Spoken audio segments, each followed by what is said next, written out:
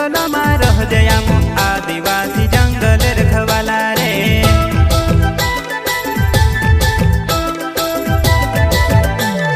चल जंगल जमीन काजे पूजे रे आदिवासी दुनिया ने रखवाला रे। बाप देव खतरी काजे पूजे रे आदिवासी सबसे निराला रे।